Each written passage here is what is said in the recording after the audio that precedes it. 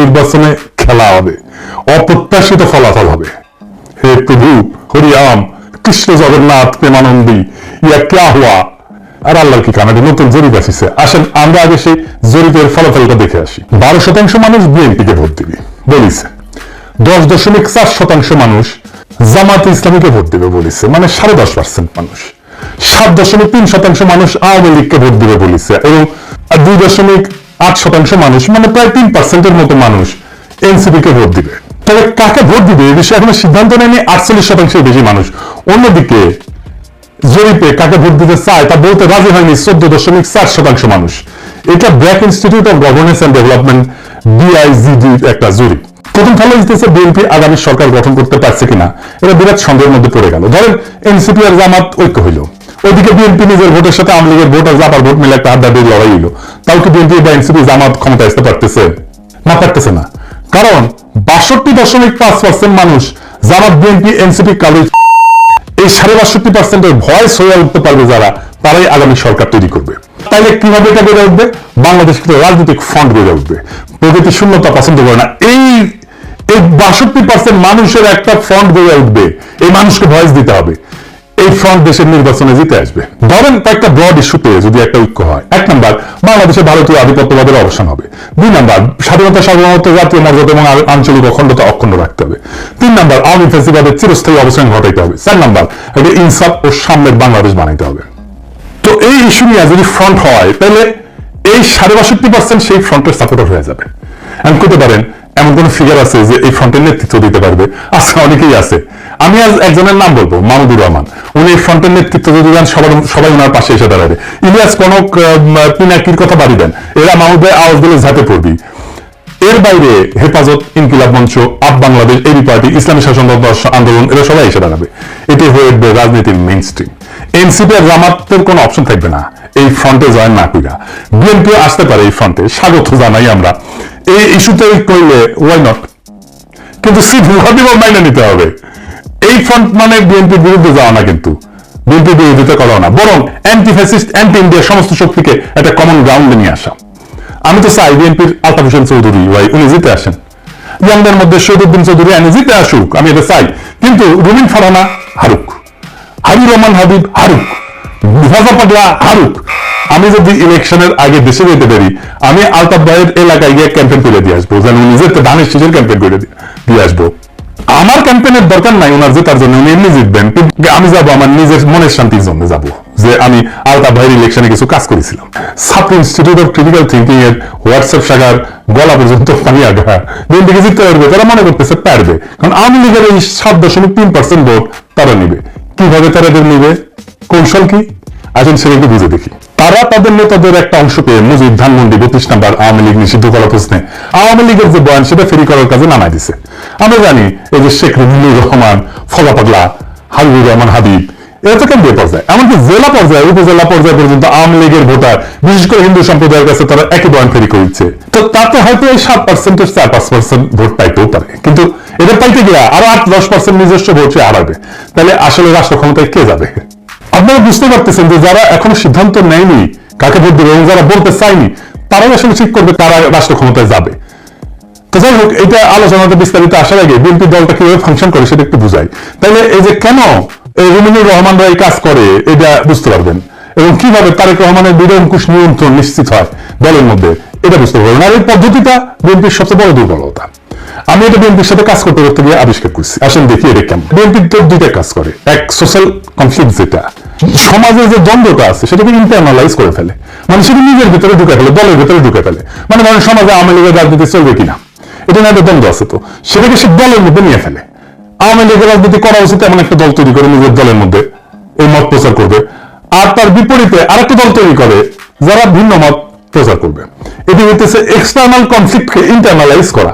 কি সুবিধা পাইতে? সে মনে করে যে এক্সটার্নাল যে কনফ্লিক্ট, এটা তো ম্যানেজ করা ডিফিকাল্ট, এক্সটার্নাল কনফ্লিক্ট আমি যদি ইন্টারনাল করে ফেলি, সেটাকে আমি কন্ট্রোল করতে হবে ইজিলি, কারণ আমি তো নেতা, আমার কথা দুই পক্ষই শুনবে। তো আমি এই আলোচনাটা দলের মধ্যে থেকে করব, এবং আমি এটাকে নিয়ন্ত্রণ করব। বুঝতে পারছেন?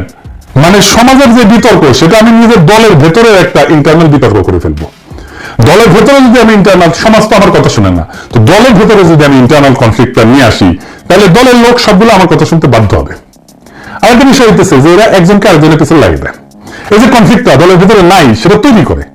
আমাকে এই যে ওয়াহিদুজ্জামান অ্যাপোলো একদিন বলে ফোন মেয়েরা যে বিএনপির অনেক লোক বলে যে আপনি রয় রেজেন্ট, হ্যাঁ তার মানে কি বুঝেছেন তো?